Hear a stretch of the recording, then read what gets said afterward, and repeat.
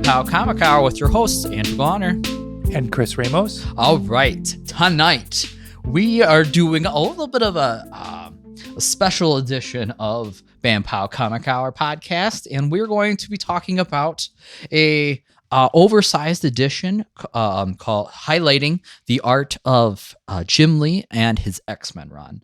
So the collected edition we have in front of us is X-Men XXL Jim Lee edition. And so this book is a little bigger than your average single. It's still a hardcover. Issue. It's a giant hardcover. Right. I don't know. Is it bigger than the Galactus one, or is this about the same size? Okay. So in an earlier episode of the podcast, we covered Marvels, like the 20th anniversary edition, and that was a monster-sized edition on the show. We talked about that, and so this is about the same size. The dimensions of this book are 14 by 21, so really big, blown up compared to like any single issue or a trade paperback. Well, and it helps to kind of wrap your head around the art and the getting closer to the size that they used to draw it on. Yeah. Closer, but not really exactly that. I don't know why they never come out. I mean, they do have the artist editions that are exactly that, right? So this one is just sort of showing it in a really extreme, oversized, nice, glossy, really well saturated color edition. It's really nice. Right. And so the reason why we picked this book out and highlighting Mr. Jim Lee is that the new X-Men show, X-Men Animated 97, they're calling it, and it's a continuation of the X-Men animated series.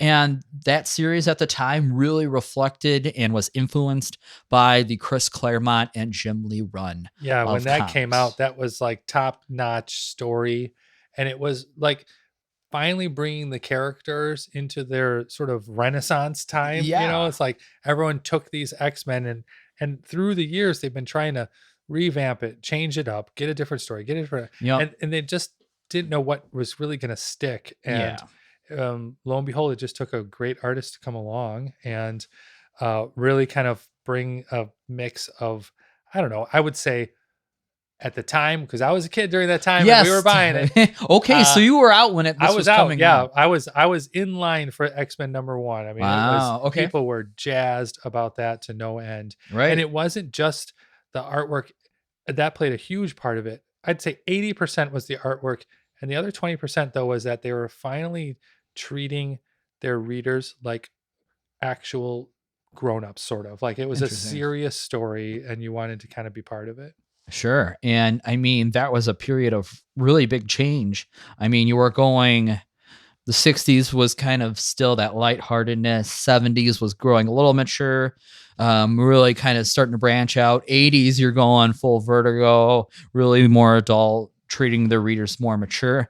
90s was a little more wild because the comic book industry was kind of all over the place. Well, see, and most of what you mentioned was the other players. Marvel was just sort of behind the game a little bit. Yeah. And they were, I think, tiptoeing into that direction. And it's not like we wanted to see blood and gore and stuff, but we wanted a story that really, I think, paid attention to the characters and all the differences of those characters. Right. You know, it was really neat to see that, you know, you weren't just one superhero of many, that they actually really, really changed the way that you felt about them. And so everyone was like, sort of like, who are you a fan of? You know, it's sure. What character do you identify with? I'm a Colossus guy, or I'm a Cyclops, or like I'm Wolverine. And like, that was the dialogue, and that's the dialogue you want to see. Right. A lot of that character investment, rooting and kind of really cheering that on.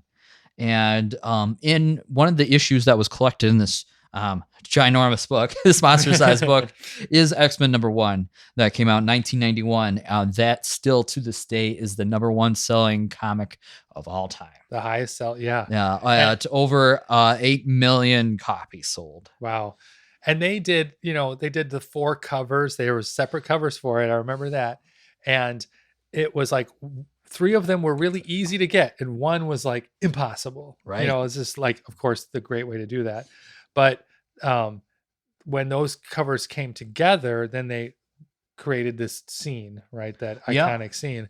And I think it was like years later that they came out with the cover where you could fold it out and it was all Oh, together. right. Yeah. So Because that was another special edition. Yeah, That was so on like different paper. like I was all doing some this time research you on were that. trying to hunt for these, and then you're like, Yeah. okay, here's it all together. But Right. but really it created that frenzy, and it was really, really cool because again, it was the same story inside. Yeah. But just different covers, but but connected covers. Yeah, but maybe that It led was like to a gimmick, but this gimmick was problem. I think what was it, the Todd McFarlane like Spider-Man Yes. that he did, and they really did some different covers with it. And so Marvel at that time was trying to capitalize on different ways they can publish a cover and different techniques and things like that. Well, different gimmicky things. Yeah, but and then some people thought, fun. well, that's sort of the start of the downfall because they started doing foil covers and all that. Yes. So they were like, how many times can we have someone buy the same book? Comic. Right. Well, and then they did eventually push too far. But at that time in 1991 was awesome. Right. And now there's these little pockets of, I want to see this come back. I want to see that come back. And because there's a ton of nostalgia for that. But to print that now, I'm sure the comic would cost 3 times that. Yeah. Yeah. Right. Well, and what I liked about just this series run that we read, it does follow Jim Lee as his sort of run on the X-Men, so to speak, right? Right. But that X-Men #1 was what people really remember. But sure. It was a while. It was a little build up to that. I mean, what, 2 years or something, or 3 years? Yeah. So Jim Lee would start, and this edition starts with Uncanny X-Men 256 through 258, which takes place from 1989 to 1990. Wow. And so his actual start in the comics was on Alpha Flight, and then was going on to a Punisher War Journal. He was hired by Carl Potts, which we kind of talked about because he did a Punisher book. He was a big Punisher guy, but he would also do editorial. Punisher was big at that time. Yeah, like so late I've never 80s, seen the 90s. art of a Punisher War Journal that he worked on, so that'd be cool to like dive into someday. But then when he started getting on this book, he kind of started taking more creativity control of what he was doing, and I mean, X-Men has such an astounding legacy of artists that has been behind it. Well, I mean, so he's Uncanny X-Men number 256. I mean, that's a big number in any run, no matter what. So then when you have someone jump in, the challenge was how is that so pivotal that people see it as a new movement, a new jump, right? Sure. So I think at that time he was just sort of continuing on, but people noticed that he had a little different style to him. At the time it was I think he just used the pages differently, Yeah, like and this is like it. right. So the first event that's highlighted, this is Acts of Vengeance, where they play villain switch up, which is a cool concept. The Ghost Rider was really big in that one. It was really, really, that was a cool run. It was sure. Cool. And this one was like the Hand meets the Mandarin. And like, how do the X-Men deal with that? Which was kind of cool. I was like, all right. And you kind of find out that this is where he even initially starts out.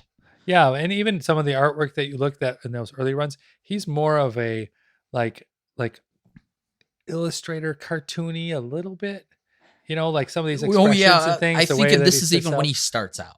Like he doesn't even establish himself when he gets until he gets to like X-Men 1. Yeah. So his art style still continued to evolve. Yeah, it was like really almost like a quick comical, right? Yeah. But he was definitely filling in the gaps what the late 80s, early 90s wanted, Absolutely. And they were like, cool, you're checking all the boxes of what we would expect that comic to be. And he did it. He knew and he didn't even create like Psylocke, but yet he took so much ownership of how she looked in her new body, I guess, because she was going through some body swapping at the time.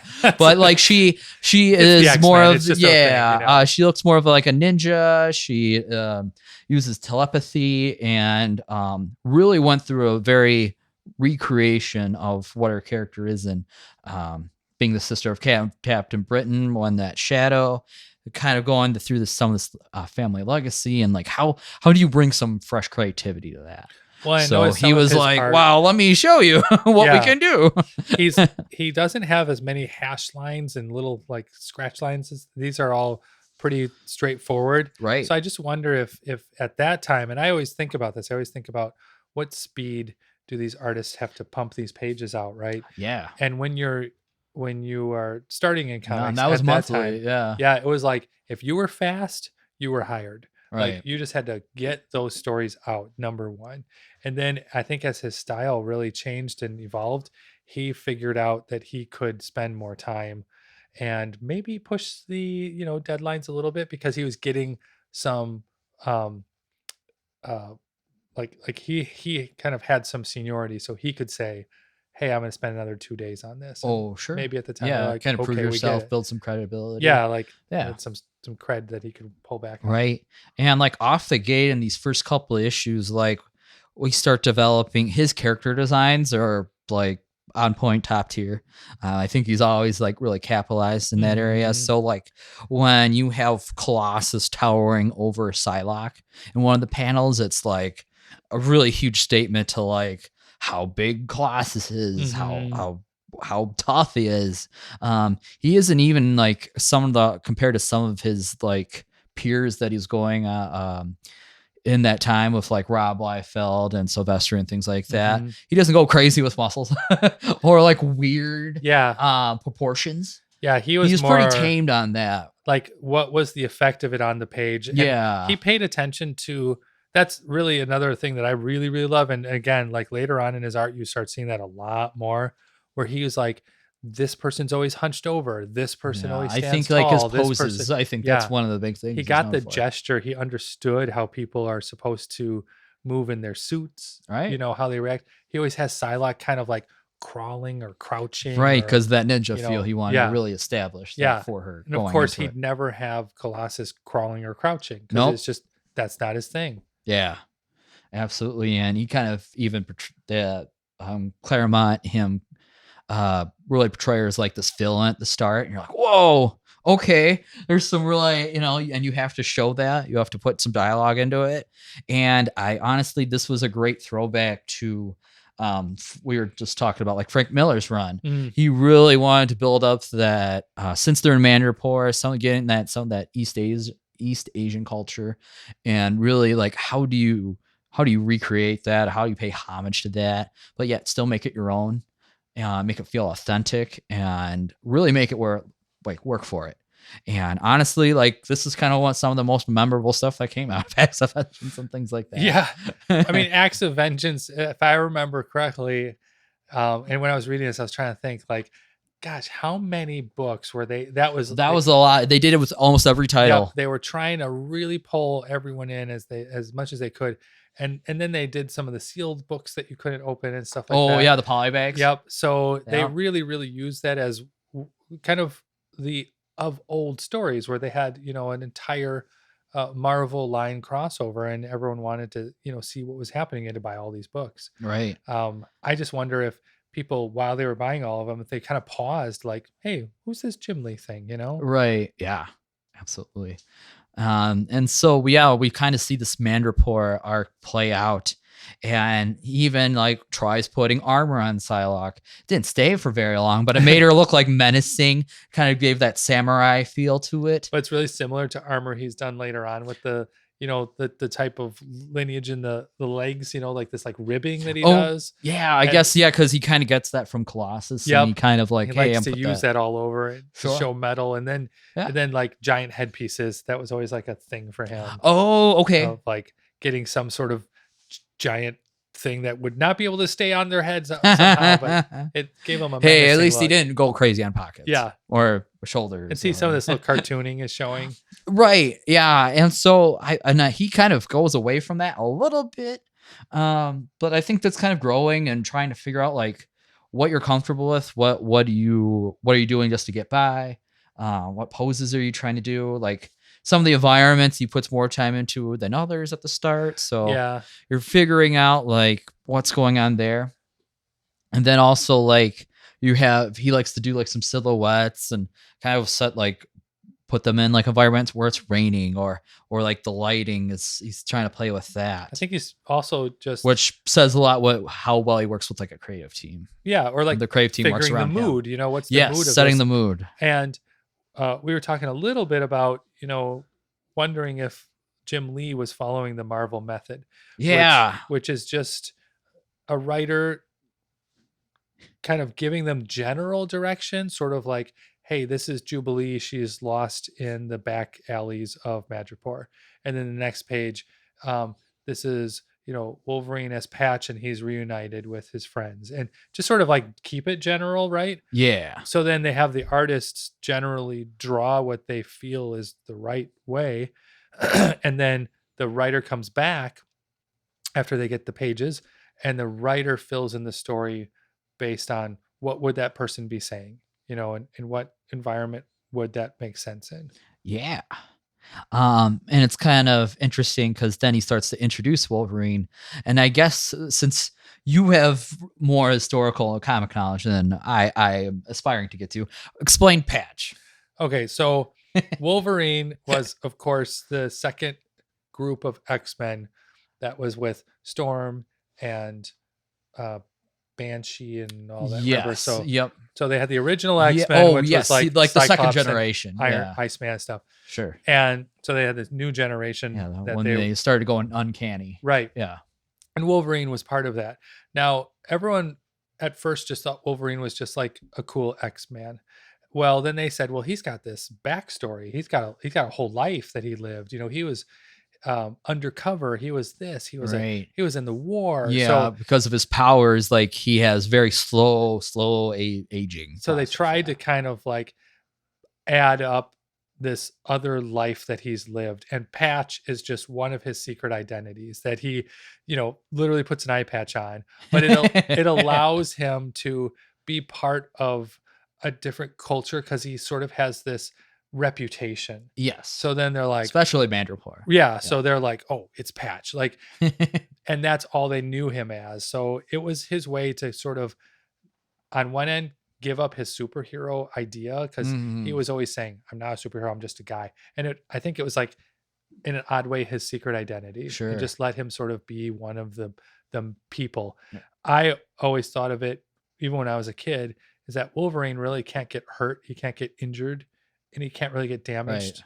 He would heal. But when he put a patch on, it made him feel like he was just a normal person. Like, I lost an eye or something. Yeah. And I guess he seems a lot more fatigued at the time and the storyline that's going on. Yeah. So he looked like he was a beat up normal person. Yeah. And that was just his thing. Right. And also I could see he kind of has this like crime boss feel to him. Like he has like a chin or just a way of like he's carrying himself around. Yeah. Like he owns this place. Or whatever, Right. And I could see that like after, the big epic with like Chris Claremont, Frank Miller's run where he has this big saga in Madripoor and he cuts up the hand and things like that. He's like, I can't really lay low. Everybody's going to come after me. Yeah. So I could see like he wants to like do something with Undercover. I always liked his Patch persona, because seems interesting. Again, it was just like him being a normal guy, right? Because he always fought back against him being an X-Men. He was proud to be an X-Men, but he was also like, I'm also going to go off and do my own thing for a little bit. Like he always had like this side quest he had. Yeah. So then, Patch comes along, Patch, aka Wolverine, comes along and helps save Psylocke off this villain arc she's going through because she's being mind controlled by like the Mandarin and the Hand and all that stuff. And we get to see Jubilee come into fruition. And this is kind of the Jubilee we start to know from like the X-Men animated series is like the Reader. That's how I always felt, or the reader or the audience. She always played that role. Well, I think again, I think Jim Lee really liked her as a character. Oh, sure. Because like he really helped develop her a lot. Yeah. So that was really cool to like see how she interacts with Wolverine, and especially like since Kitty Pryde, they kind of started to age her up a little bit, or she's doing some other things that are going on, and having Jubilee kind of being that lone wolf and cub feel, of that mentor mentee, and her saving him and so on and so forth. We just flipped to one of the pages that I want to spend a little time on is when Jim Lee loves drawing Wolverine. Yes. Loves drawing Wolverine. And so in one of the poses that he has him in is like in his berserker rage. And it's like an all black costume. Like so full ninja, yeah. Almost behind his back, but spread out wide. Right. You know? And you don't see Wolverine too much go into this full like berserker rage that you get to hear about. The last time we kind of known about it was notable was the Barry Windsor Smith one. Mm-hmm. And man, that's where like I think he has so much homage and respect for that run and that Weapon X story, because when you see like the stuff he's doing and he's like, oh, I remember reading Weapon X. Yes. And how feral Wolverine was and how cool it looked.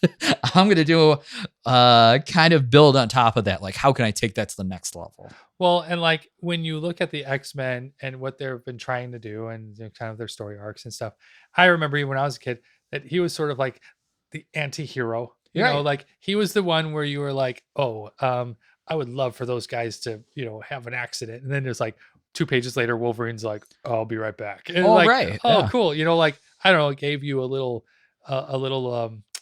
that like you wanted that team to have a little rage. It was sort of like the Batman to a Superman story. Sure. You know? And as I'm in my X-Men journey right now, I just got done reading like the Mutant Massacre and Fall of the Mutants. Like the X-Men there was a bunch that got killed. The mutant population was really hurting. And so Wolverine, he got to release some of that rage, but like when you see like this run right now, he's going all out. So that was really cool to see him like care about it, want to explore more of that character. So well, and I like too that Wolverine, you know, as much as he gets healed and he still gets torn up pretty good, there's a few times where they remind you that he does still feel pain. Everyone thought, oh well, he's just healed. Right. Well, and he's like, no, I can still feel every cut. So he does need to rest himself. And see like this dynamic pose. I love it because he was so, Jim Lee was like, I'm just going to put him on a page by himself in a stoic pose of just respecting like his inner samurai, trailing back those roots to Frank Miller. It's just a white page, just Wolverine. And it says broken chains, and he's like having this like mental breakdown. That was a good run. And then he comes back, and there's almost like the symbiote. I was like, is this a symbiote? No. Well, and like that's why it was like wispy, and it's the like Marvel method might be this, because it's like Jim Lee really started cutting loose. I don't see another artist that would have been like all over these. Yeah, and then we go into more Berserker rage. Yeah, he gets just this is really dark too to go, and it's like Jim Lee has to think about how is this translating onto a page from one to the next. And we always talk about that your arc from your 2 pages have to end in the lower right corner. Right. And then you sort of get a refresh when you turn the page. And so Jim Lee is always thinking about how is this not only looking at a page, but like, does this actually progress the story in the way he wants? Sure. Another thing we kind of mentioned in the pre-show that was kind of funny to us was Jubilee's color scheme right now, and the way she's kind of portrayed is almost like Robin. Very Robin. Very Robin right now. Red like shirt, the green. What was the one from Dark Knight Returns? Yes, the girl. Yes. It kind of has that those themes that come out in her, and it's kind of funny. I don't think he was going for it, but like in hindsight. And I always liked Jubilee too, because like she was like, you know, a kid at the time, and everyone thought she was just like having fun, right? But she had these sunglasses. You know, and then she shot fireworks, man. So when her sunglasses went down, you were like, oh man, here it comes. Poosh. And that's really all she could do is at that time just pop off some light bursts. So then when some of these pages, when they do like the sound effects, the zam and pow, does the letter come in afterwards and do that? I think so. Yeah. I think so. But like for her powers too, like I think later on, I forget how much later, but you know, we always saw her as sort of this like a little flashbang, like kind of blinding people a little bit, just sort of confusing them, and that was about it. There wasn't like, it didn't hurt you, it didn't blind you. It was just sort of like a surprise, right? Yeah. And I remember in quite a few runs later, she's developed and grown, and like she was taking out like machines, like like actual like concussion blasts. So like she did grow to be stronger, and that's another thing I've always liked about the X-Men is that you see them as teenagers and you're like, I wonder how much stronger they're going to get. Right. That progression. Absolutely. And I think this run with Chris Claremont and Jim Lee, like, it is not as new reader friendly as it could been, but good point. But it does like really go well with like if you've been spending some time investing in the X-Men and some of the side stories like the Wolverine stories and things like that. When you see these moments happening, like the fight between Wolverine and Psylocke, you know that there's a lot of history between them, and he wants to save her, but at the same time, he ain't gonna take it sitting down. Yeah, right. And he's like, we're gonna try it 2 ways, right? And we'll see how far and that's why a lot of people like X-Men, because they see this progression. Yeah, and yes, it can be a little ups and downs here and there, but to see that story develop is so huge. And there's really not a lot of other stories other than like Spider-Man or classic Marvel that kind of progressed over time. So, X-Men are great for that. And so, the next big issue that came along that Jim Lee and Chris Claremont are kind of known for, that took a little break, was 268, Uncanny X-Men 268. I love that cover. I always love that. Yeah, and so this cover, I believe, what was the titles? Oh yeah, Mandapore Nights. And so this one has Captain America, Black Widow, and Wolverine. And like the ultimate team. Like the ultimate team. Yes, absolutely. And your first page is Captain America doing a leaping lunging pose. Yep. But you see it from like him coming off the rooftops, I believe. Like Jim Lee changed perspectives a lot. And I think it was like just enough to not get you lost of like, where am I looking? And he did a great job. But his pages, like you said before, I think that's why they did this really nice big artistic book, is because his pages are generally full of that character. Right. Like he really wants to give it the space. He really specializes in the splash page or the cover, or he does beautiful covers. Yeah. Like he's still known for covers to this day. Like he'll do an occasional cover or whatnot. Not so much interiors anymore. It takes a lot to do interiors. He'll still do covers and whatnot. But this was such a big issue for him, I guess, in his lineup of things, because it's so memorable. And you have like characters in like dynamic poses, the action shots that happen. Like we go to like the full page spread. Captain America is coming like sideways into it, and he's beating up on the hand. And he doesn't normally get to fight ninjas. Yeah. So when he does, usually he's fighting like Sons of the Serpent or something like that, Hydra. And, to see him fighting ninjas was a totally different perspective. And actually the hand gets a couple hits on him and stuff. He's like breaking their swords with his shield. Yeah, but that's really fun too.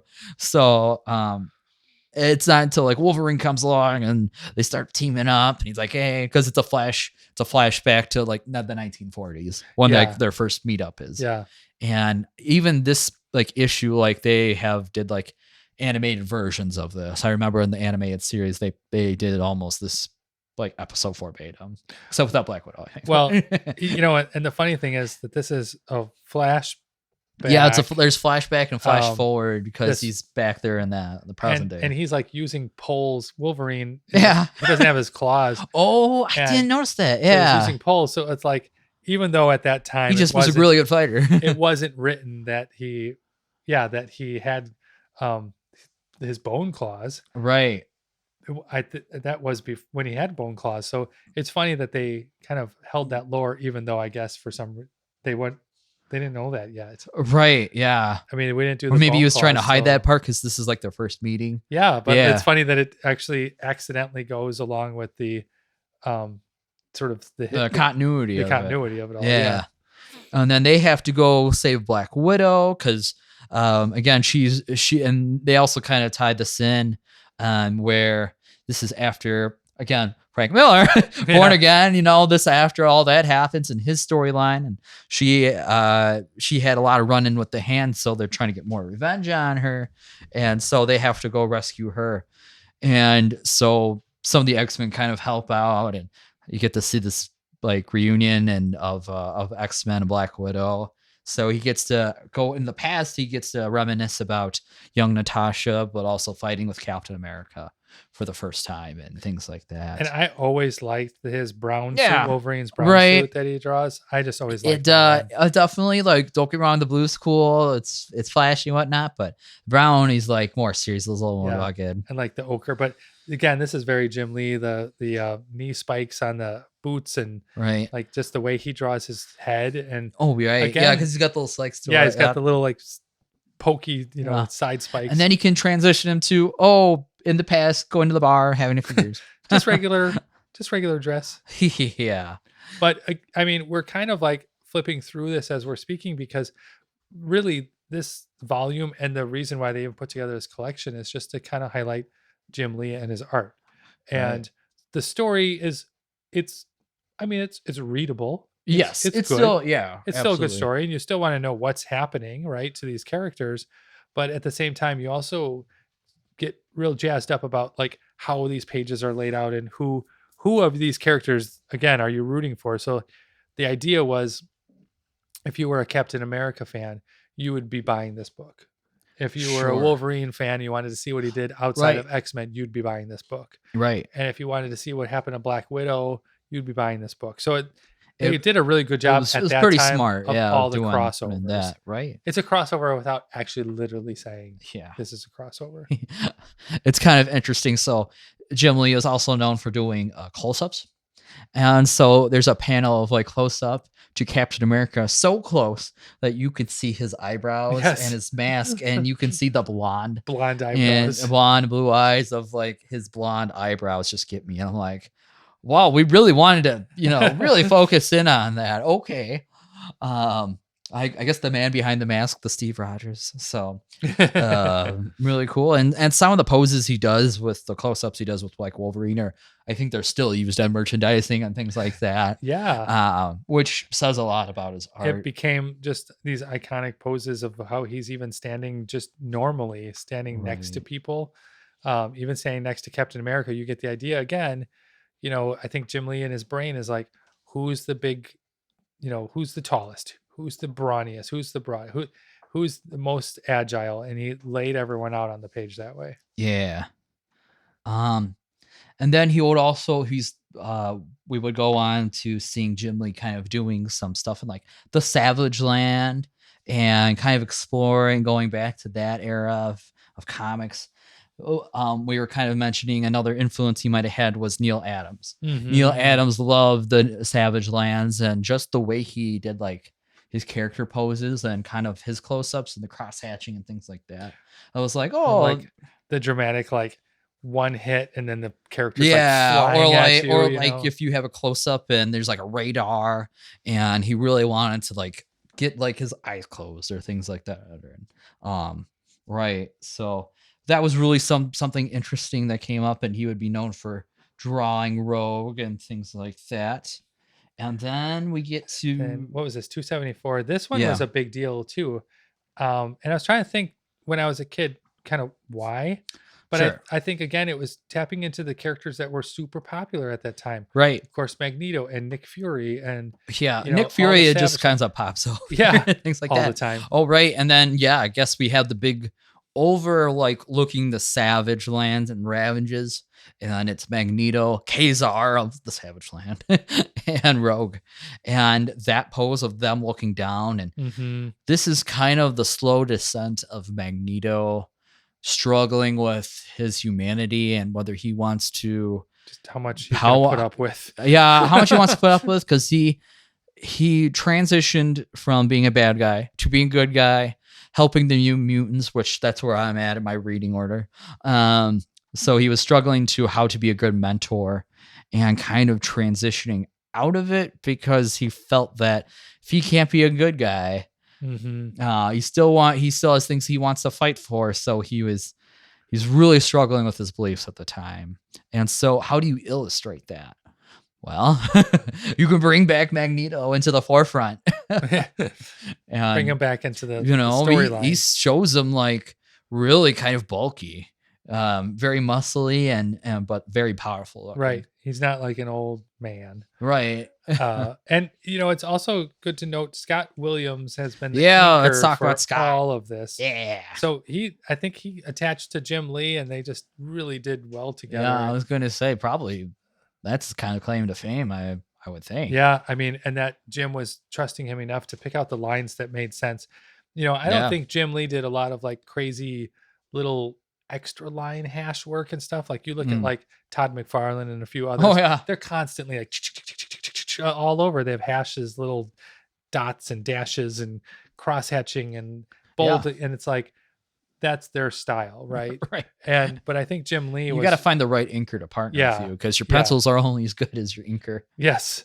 And then they just kind of erase the other part. You're like, all this time you put in, the inker says, I'm just going to make my own line here. Right.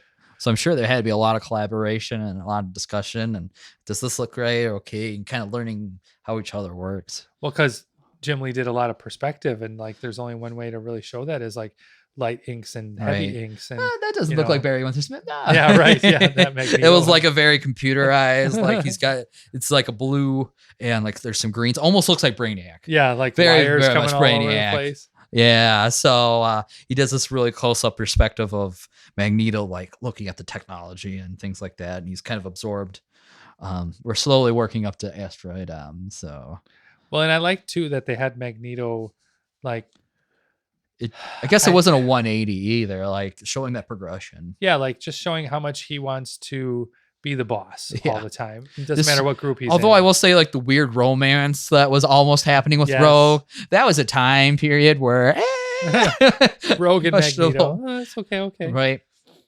There was also another costume change for the X-Men. It was a very yellow-blue costume with the big X. Yeah, belt. The big red X belt. Yeah. That was a choice. The only thing, but it's cool looking. Yeah. I will say it's cool looking. Man, the only thing I didn't like about that is that everyone had the same suit. Sure. And I just felt like I liked when they had their individuality a little bit. That's fair. They can be similar but different, right? Yeah. But they don't all have to have the exact same suit, just in different. Right. Yeah. Different people. Right. What is this? Uncanny X-Men 275. Yeah. Yup. God, that was a big, I was gonna say this cover was actually like the omnibus cover. Yeah. Yep. So there's for the whole run of Claremont, Jim Lee, Silvestri, they did 2 omnis and put them together. So that was I still haven't got that far myself, but I can't wait. And that's where some of these issues are featured in. Well, and I think this is where he starts getting that drop of the backgrounds. Oh, and sure. Like, yes. He's like, all right, people love the characters, so I'm just going to focus on characters. Right. There's a huge like splash page fight where I think he's kind of channeling his George Perez of how many characters can I put on it? Yeah. And also this is very much like reminiscent of when you get into the animated series and the Shi'ar War and things like that. And kind of seeing, how do the X-Men fight and Starjammers fight it against the Imperial Guard. Those characters are so huge and iconic in the lore of X-Men. Super powered. Right? Kind of going back to the Phoenix saga. So how do you make that look different but exciting? Well, like some of his characters really don't have much going on as far as like definition. Yes. He knew anatomy really well. So you get the really good feeling of like, that's true. That's a super muscular person, or that's a really skinny little, girl, or right. This is are they more energy based? Yes. Or are they more it's almost like he drew what was enough. He like drew just enough for you to get the idea and then moved on. Like, the character just by sight, like, oh, that's Storm. And you don't need much else. So he really, I think, did the less is more thing. Right. One of the things that I kind of found out going into this podcast was he actually created Gambit.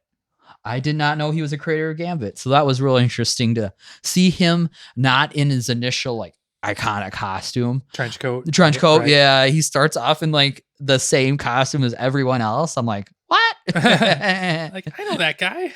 So that was really interesting. And I'm like, okay. And then, so the Savage Lands are huge. We get to see Charles Xavier come back after being dead for so many years. Spoiler alert. Jim's like, I need that guy. All right. And I think Claremont also, too, is like, how do we get the team back together? Yeah, right. Because they were kind of not always together at the same time. Some people were there, some people weren't. Magneto was the good guy, and there was a lot of transformation going on during the 80s. And Banshee is like, looking quite the man of action. Right? Charles. He lost his powers. It is a joy to see you. Once Right. like, he lost his powers for a long time. Yeah. So I want to know how he got it back. So it's just like, oh, hey, good to see you after all that time. Like, right. You're looking good. Absolutely. So I think the Savage Land is like a good place for most like artists Sauron. to just sort of let loose a little bit. Right. Kind of take it back to classic X-Men again.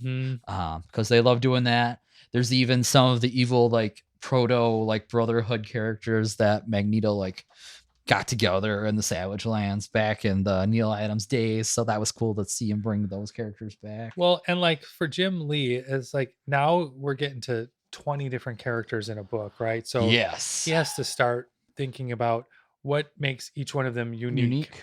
Beyond just their face, right? So he's starting to, I think, get more into like costume design and get more into just like, again, how are they moving? How are they, reacting on the page? And, everyone always ends in some sort of, heroic pose. But then he started kind of plucking out who's the ultimate like fan favorite. And you see them more and more on almost every page, right? So he's starting to give more time to characters in the book and having everyone else move as like backup, right? Right. Like even you kind of see like Jubilee and Gambit kind of pairing off against with each other and facing the Imperial Guard, and he really wants to gravitate and build these characters up. So you can see that happening. And trying to get that team back together because it's been a while and they've went through a lot. So seeing those payoffs. Gambit's throwing rocks. I thought that was funny. I was like, he's not, like you said, he's not throwing playing cards. He's not throwing his playing cards. Right. He's just sort of charging things around and throwing them. So I think, again, they try to see what characters people are responding to and then giving them a lot more screen time, so to speak. Yeah. Page time. Right. Yeah. Also, like Gambit throwing playing cards in space is kind of funny. What are you doing? Oh, throwing some playing cards. They look cool though. My trench coat's full of playing cards. Right. I mean, he does have them. This is where he uses them. Sure. So maybe they were trying to work that out. He kind of grabbed it and he's like, "This is what I've got." Yeah, and then he hits with a whole deck of cards. It's Gladiator. What they just let's see how well you handle the whole deck. And Gladiator's power That's good. is if he's confident, he gets stronger. I didn't know that. Yeah. Huh. So his confidence makes him so strong. So if he feels like I am totally in power here and you are weaker than me, but as soon as you hurt him or surprise him, he gets a little weaker. Right. Because he's another analogy for like Space Superman. Right. So like his ego is what gives him strength. Sure. And so a lot of times like Hulk will come up and he'll just immediately be a little scared and then Hulk can win because it's just like he has to always feel like he is the one that's going to win. Yeah, absolutely. And just seeing some of the dynamic action kind of happen and it's really cool. We could see the real Xavier and very cool. And then we get to the iconic issue. See, there's the 4 covers. Oh, yep. It's just like that, right? Like a lot of people have this like moment that they remember when they were kids. It's like when they first got their Game Boy or whatever, right? And like that X-Men cover, I'm telling you, was like, it was everywhere. And it was so good. It was just, they were drawn like exactly how you would want them. And it came out at the exact right time. I don't know why. It just was just like, this is the perfect moment. Storm. Kind of and everyone had their own costumes. They didn't have the whole team, Right. So they went back to kind of the uncanny designs and with the exception of like Beast and like Jean Grey and maybe Psylocke because Psylocke wasn't there, and Rogue, I guess. So it's kind of that, I guess then it's kind of some of that mix of the old and the new. Yeah. Well, and the cool thing is, so like the main cover had Cyclops and Wolverine on it, and that's the one that I had. And you just thought Cyclops was just shooting off page, right? Oh. So like when you look at the cover, it's just him shooting. And so you're like, oh, cool, Cyclops is just shooting something. Well, then when the cover's connected, you're like, oh my gosh, he's shooting Magneto. Like it was just so, I don't know what it was. I mean, for 10, 12, 13-year-olds, it was just like, that's awesome. Right. And so this, again, this would go on to be the best selling comic of all time. So it's wild to think about that. Where you like the second page, you open up to the splash page of I am Magneto. This is my home. And going back to the root, Magneto at the peak of his power. Yeah. Asteroid M.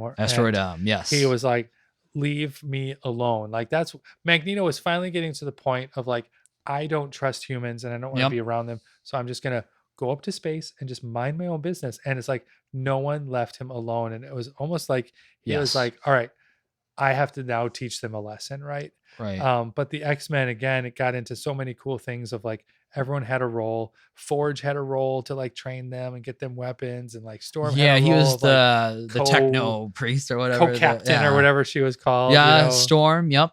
And we eventually get to the point where Claremont decides to split the team up again, but he does it in X-Men Blue and X-Men Gold. Yeah, which would be another big thing. But at the time, like for the core series, like having them all together in their costumes, and I can already hear the da-na-na-na. Yeah, I know. and it was exactly that. It became the X-Men cartoon. Yeah. And it was cool too, because for people who were jumping into this was the other really big thing. So everyone was getting excited about this series. So they're like, you got to see X-Men 1. You got to get X-Men 1. And it was number 1. Right. And so this is like an extra long issue. Yes. Extended issue. And it wasn't Uncanny X-Men. It was like X-Men 1. Right. Right. So then people got it and they were like, who are these characters? Right. Yes. The interior on the story. Yes. Like still who's ongoing. Archangel? And that's such a huge story, right? Yeah. Who's Psylocke? And you don't realize Psylocke's been around for a long time, right? Yeah. So that was the only drawback, was it wasn't very new reader friendly. Now I think if they would redo this comic again, Claremont would come back to it. Give some backstory. I think he would totally do that again. But in the hindsight, they probably didn't know. It's just like an annual. Mm-hmm. Annual, you're just doing a story to have something fun to break it up between the main story. Yeah, I wonder when Jim Lee was working on this if he really knew, like, just like this is gonna be really great. I mean, he already had a big love for the characters, and it shows, right? Yes. And I just thought he's earned it. His artwork was great in it. I mean, some of the ways that he was treating the characters, the writing in these first few were really, really good. Right.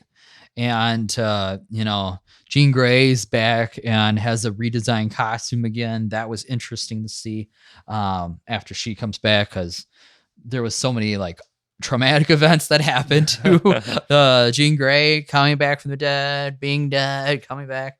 So to see her in a new costume again, that was pretty huge for the time. Rogue is in her iconic costume again, with the like mini leather jacket or whatever she had. So the bombshell of the team. Storm has her powers, and so she's back to being like the Weather Witch with her like lightning bolt earrings. Yeah, icon. And Wolverine's like looking up to Cyclops, and him and Cyclops have issues, and they having that rivalry again. And I guess the other huge thing was Beast. Yes, Beast is back, and he is all blue. And like monster feral kind of thing. Yeah, like how most fans would recognize Beast today. And so this great shot of like Gambit riding on top of Beast, falling down from the X-wing, the Blackbird. So cool. Yes. I mean, really, so like talking about the history of it, really, it just can't be, it can't be left to the side that this helped boost all comics. Yeah. It boosted comics on the DC side. It boosted comics on the rest of the Marvel. Sure, got people excited again. It really brought people back. It's kind of like a great movie bringing people back to the theaters. You know, it was a good like gateway into comics and how comics are supposed to be done. And Jim Lee, I mean, he really, really, he's still in comics, Yeah. So I guess we'll segue into that in a little bit, I think. But there's a lot to be said, and we've kind of covered like just the amount of why this run of X-Men, Jim Lee's X-Men with Chris Claremont writing, was kind of at one of the big highlights for X-Men history, and kind of bringing back that excitement back to the X-Men. Well, and I wonder, it had to have brought some excitement back to Chris Claremont. Right. Oh yeah. Like he was like, oh yeah, this is awesome.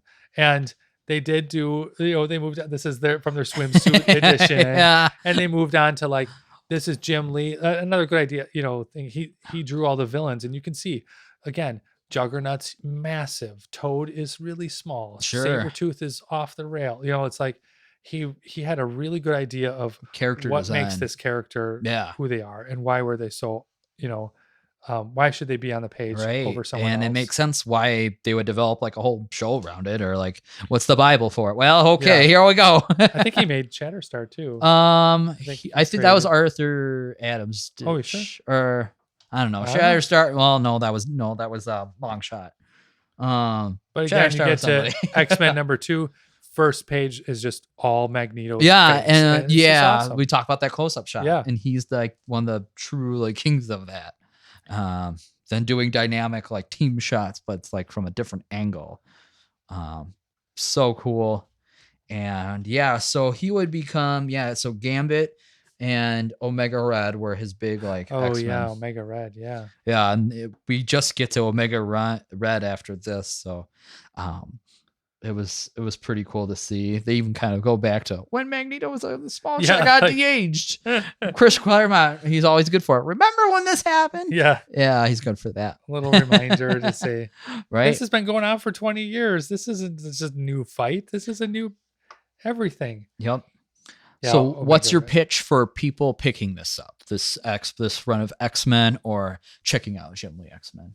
Well, so I mean, I would say the X-Men is, again, just like Batman or Superman or something, where people are like, where should I start reading? I mean, there's a lot of X-Men to read, a ton. I mean, they're Marvel's, huge mega team.